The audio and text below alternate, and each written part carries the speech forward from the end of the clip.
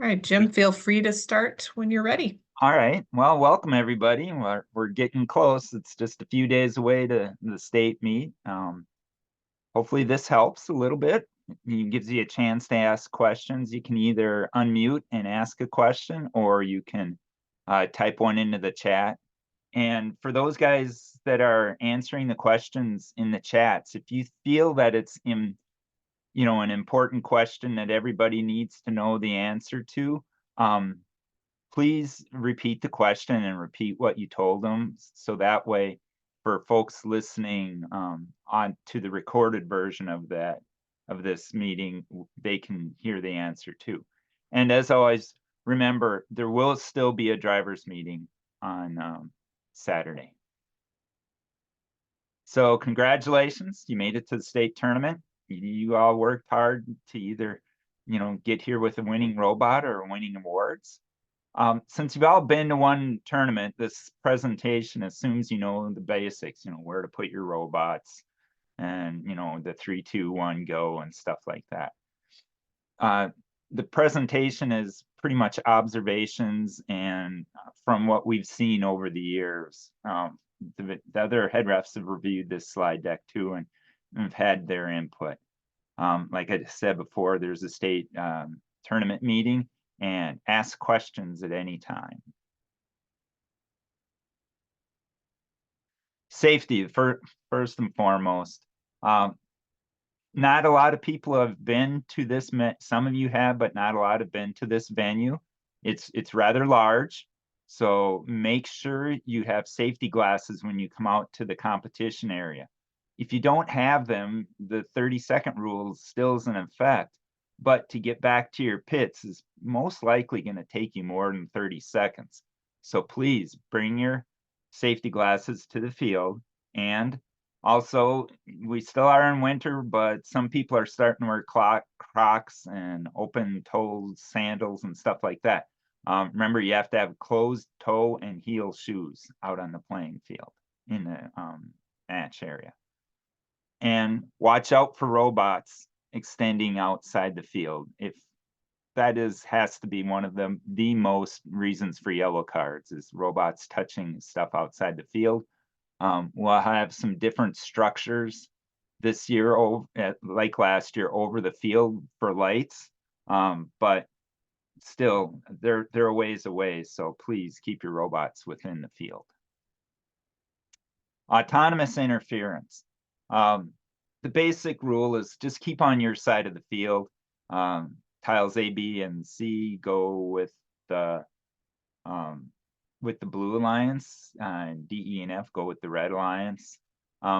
Interference at the center line is not a penalty unless the referee thinks it's a defensive tactic. So if two robots each are over the line and they hit, then there won't be a penalty. But if one robot is straddling the line and hits another robot that is on their side of the field, there will be a penalty on the robot that went over the center line. Moving pixels or props into the opponent's side of the field is also subject to GSO3. We've seen lately a number of teams start using balls, red and blue wiffle balls. Now, if that gets over to your opponent's side of the field, and it interferes with their scoring attempt, then your robot will get a major penalty for that. So my recommendation is if you're going to use a ball, and you might want to put something on it that makes it a little harder to roll. Touching the driver station or robot after initialization. If you have a problem during autonomous or leading up to the autonomous after initialization, don't try to fix it yourself. Yell for the FTA. Be loud. We're gonna be in a big arena with a lot of noise. So be loud and let the FTA or the ref know. They'll probably, if your robot is spinning circles or grinding away at a field element or something, we'll probably see it and be thinking the same thing as you. So make sure you don't just stop it yourself. Let somebody else know, and then they'll tell you to stop it.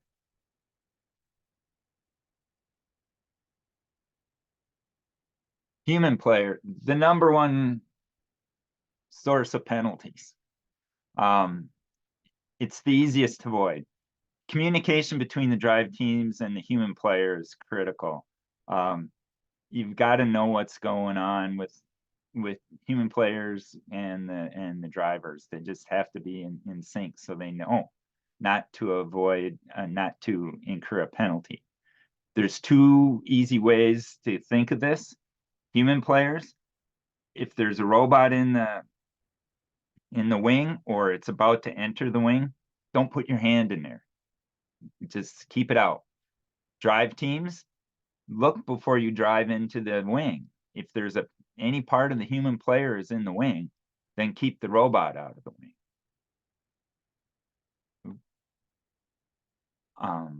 Human player. There we go. Only 2 pixels or 1 drone can be placed in the wing at a time. The next one here, no readjusting pixels or drones once they've been placed in the wing. As people are scoring more mosaics now, we're seeing a rise in this penalty. For example, the human player puts a purple pixel down, the drive team wants a green, the human player reaches in, pulls the purple pixel out and puts in a green pixel. That's a penalty right there because you removed or readjusted the purple pixel. So be careful of that, human players. And human players, when you're trying to guide in the robot to pick up these pixels, keep your hands outside of the field. It's just that simple. You'll probably get a warning, but if you keep doing it, then you're going to be in violation. Drive teams, no reaching into the field to try to point to things. You'll get a warning again, and then there's a potential for a G16 penalty on that. The wing. Keep out of your opposing alliance's wing. This is a major penalty, GS9. If you're going through occasionally in autonomous and you just cut the corner real quick and go, that's fine. But if you're in driver control period and you're purposely driving through the wing every time you go and on a certain part of the field, first couple times might be inadvertent and inconsequential, but if you are doing it a lot, you're no longer inadvertent, so you will get the major penalty then. There's a maximum of 6 pixels in the wing at a time. That includes any that might have been pushed in or knocked in by other robots or even your own robot. So be careful with that, human player. If a robot is in their wing, don't interfere or impede or obstruct it. That's a penalty too. Pushing or knocking a pixel into the opponent's wing is a G29 major penalty per pixel. You can read more about that in the forum on questions 295 and 300. Those are fairly recent additions to the forum, so I'd advise looking at them. Especially, a lot of teams are going in and really tossing the pixel stacks around. If it flies into your opponent's wing, you're looking at a penalty. Be careful of blocking the opposing alliance's wing. Even if you're picking up a pixel in front of the opposing alliance's wing, you can still be blocking their wing. So if you're picking up a white pixel in front of, if you're a blue robot picking up a white pixel in front of the Red Alliance's wing and the Red Alliance robot is wanting to get into the wing, you have to get out of their way or you're going to be blocking and get a penalty. During endgame, a robot trying to get to the rigging will most likely be perceived as having the right of way to getting pixels from the wing. So be cautious from that point. We haven't seen a lot of that, but it's just a recent thing that came up in one of the referee discussions. Control. You can only control 2 pixels and 1 drone at a time. Your robot can only control your team's drone. If you control purposely control another team's drone, then you'll have a major penalty. If somebody shoots a drone into your robot, then that's no problem there. You don't have to work at trying to get it out. Be careful, once again, of knocking over the pixel stacks. Knocking a stack over and off the line is okay, but moving a stack off the line is subject to GSO5 penalties. And that all depends on how many pixels you have in your control, how many pixels got moved off the line, and what's the ending position of the pixel stack. There's a lot of variation of that, so just be careful if you're going after the pixels. Jim, again, question. Sure. On the pixel stack, is that only in teleop or is that in autonomous if you knock it over?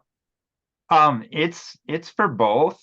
You can if you slide it off more than an inch, so if you take all 5 pixels and move it off the tape, then even in autonomous, you'll, depending on how many you have, but let's say your robot's empty and you go and you slide the whole stack off, you'll get 3 minors for that,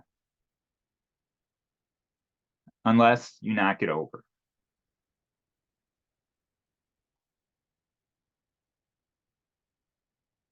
The truss and the stage door.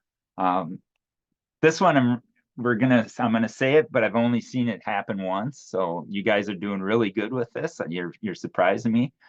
Don't step over the truss or the stage door. You know, only bad things can happen if you trip and fall on your robot. So we don't need that. During endgame, be careful of blocking the rigging.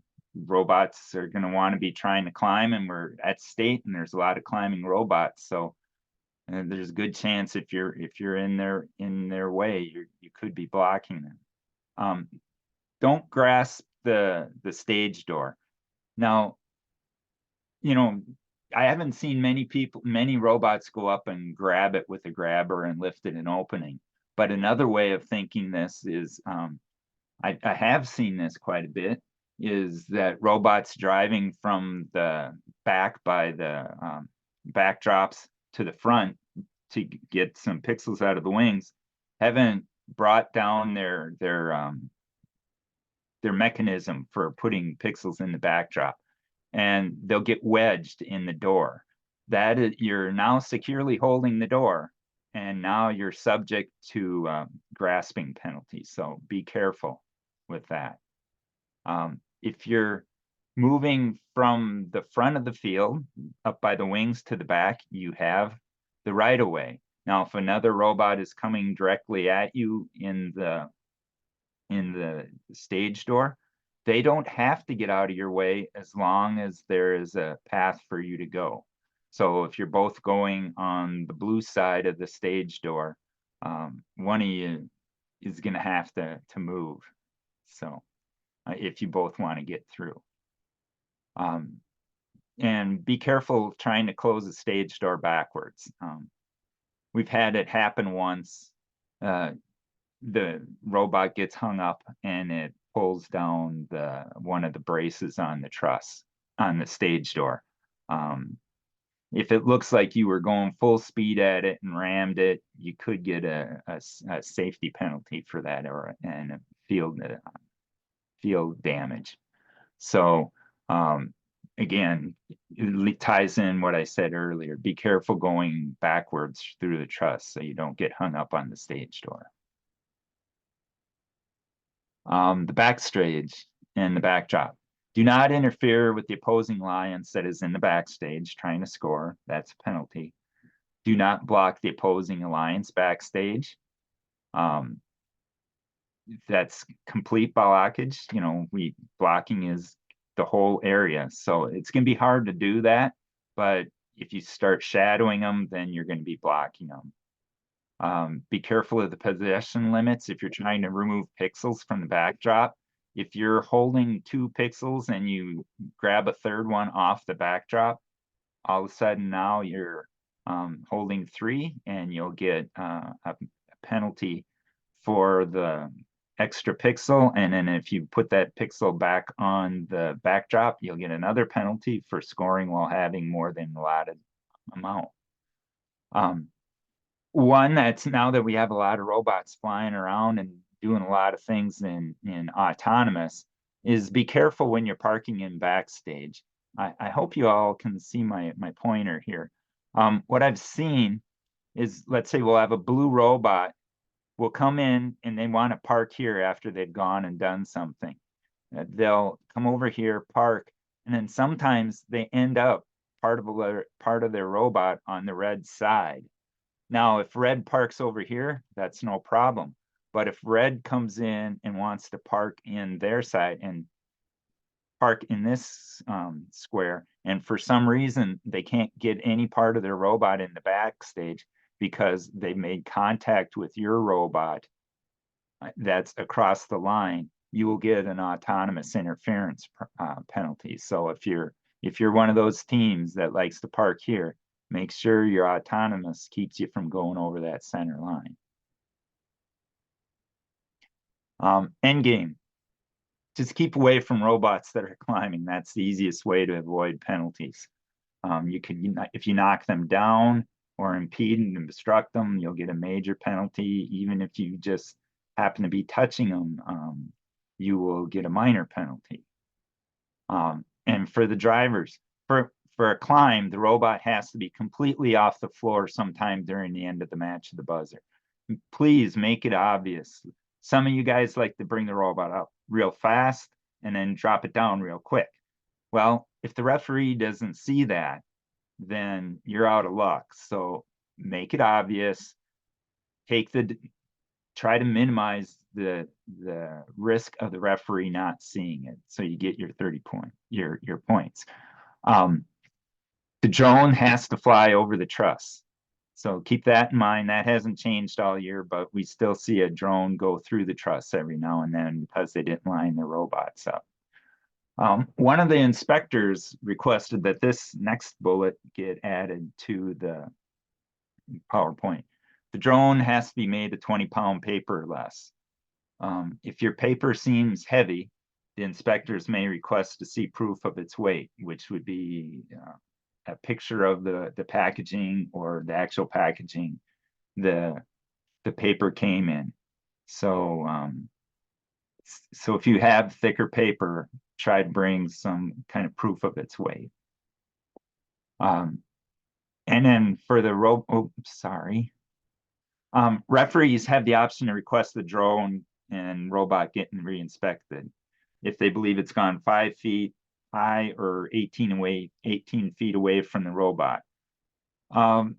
Basic, we aren't going to go, well, that was 5 foot 2 inches, but if it's going over somebody who's 6 foot tall head and it scores, you're probably going to get asked. I can't guarantee it because it depends on what field, what refs are looking at, but there's a good chance you might be asked to get your robot and drone re-inspected. Other items. There's going to be 2 divisions running at the same time. So please pay attention to the field personnel and the MC on your side. So you know not to start when the other division isn't. So you know when to start when you're supposed to, not when the other division is starting. We'll still be doing the 2 fields per division. So there'll only be 1 field going on your division at a time, but their division will also have a field going on. Be clear about your attempt.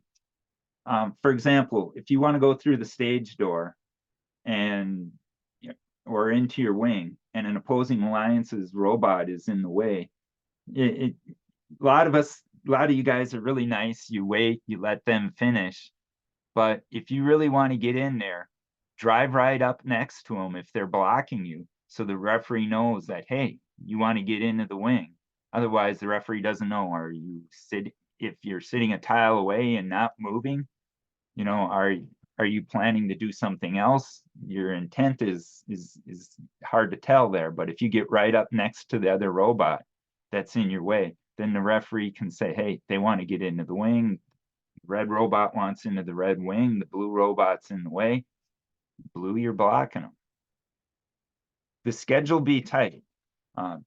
please be in the queue and on time and ready to go for your match. Like I said, it's a fair walk back to the pits. So Adam will tell you where the queuing is going to be on Saturday and during the drivers' meetings. So be ready to be on the field in your queue. That's basically it. If we have to wait a long time for you, there could be penalties. If they're in the general rules portion of the manual.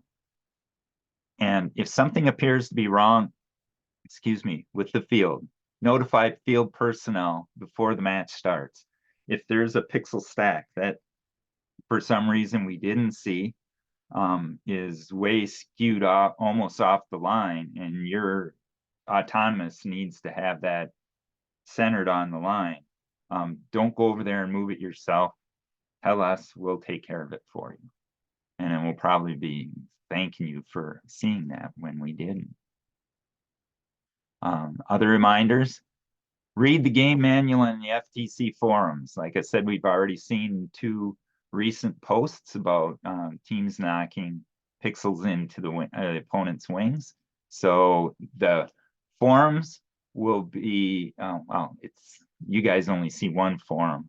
The game forum, it will be updated by noon on Thursday. It won't change after that. So if you look at it afternoon on Thursday, you should be up to date on all the latest forum issues. If you have questions for the forum, get them in tonight. They may or may not get to them, but get them in as soon as you can. Otherwise, you'll ask a question and it might be after state, and then it'll be too late to do anything. Remember your gracious professionalism. Try to win, but if you can help you can help your opponent do better too, well, that's really nice. Inspection on Friday, drivers meetings on Saturday will take place in the performance area. Typically we have the drive teams, they have bleachers down on the floor. We'll have the drive teams on the bleachers on the floor. Parents and mentors can sit upstairs. And then we'll let the teams, we'll do a combined, both divisions will have one drivers meeting. And then thank your coaches, your teachers, and parents. They've put in a lot of time, and maybe not as much as you, but they've got busy schedules and stuff that they've had to work around. You're having fun with robots, and have fun. Take a little time to enjoy the event just for the event's sake. You might see friends there from other teams that you won't see for a while. And High Tech Kids has got a expo going on, so try to carve out a little time for that. And then last, one of the other referees likes to put this in, our 2 little friends from last year. Good luck at the competition and a good job this season. And with that, if anybody has any questions, fire away if you haven't been in the chat already.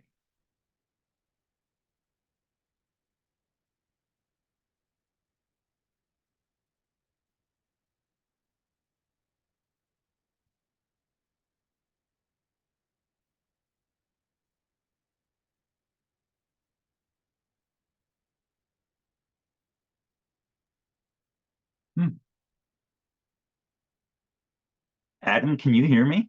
I can hear you just fine. I think they're all experts. I don't think we're gonna have any issues this weekend. Well, if you can ask any other of the referees on the call tonight, we'd all agree that a mighty fine day of a robot tournament would be calling no penalties, and that would be just fine with me. There were a few questions that came up in the chat. Are there any of them that you think would be useful for the recording?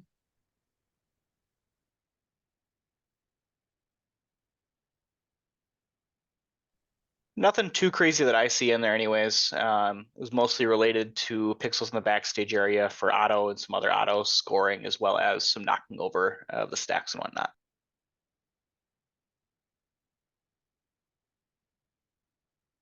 And I take it John or Adam or Laura's answering those. Yep, John and Laura both answered them, so they're good to go. Okay. Good deal.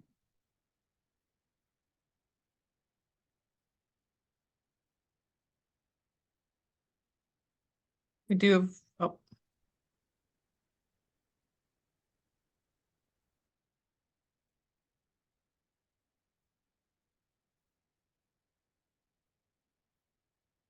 If I stop sharing, Chris, will the chat pop up and would that get recorded then? Or? the chat won't appear in the recording regardless, but Okay. yeah. I mean, I can get a transcript of it and post a transcript, but I usually don't bother to Okay. do that. Yeah, there, like I said, there'll be a chance to ask questions too on Saturday.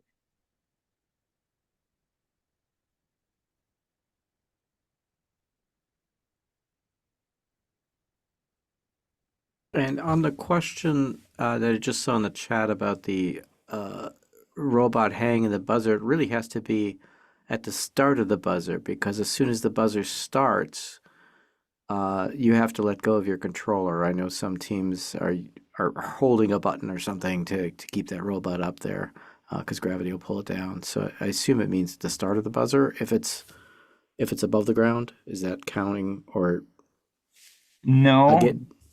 Okay. I'm sorry, I thought you were done. No, I am.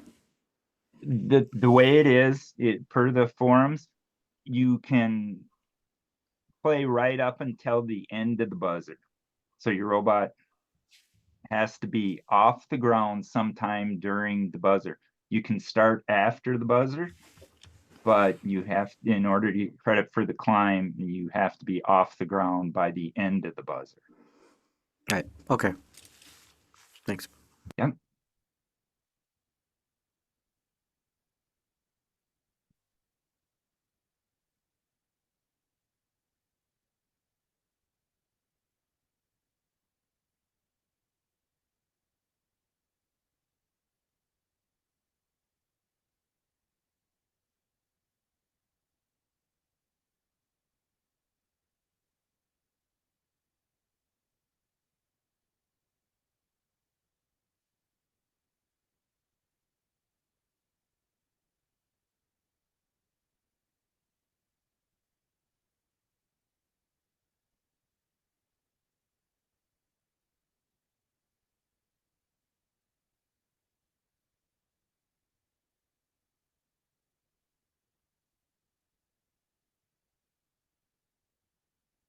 If there are any last questions, feel free to unmute and go ahead and ask them.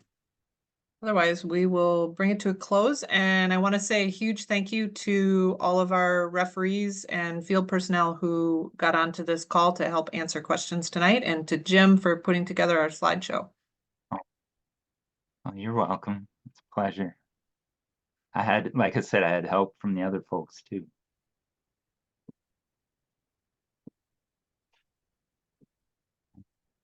Stop sharing so you can take control, Chris. There we go, All the right. high-tech kids. Oh, there's the All right. Well, thank you, everybody. I think that seems to, the questions have wound up, and I think we'll call this an evening. Thanks for tuning in, and we'll see everybody on Friday. Thank you. Thank you.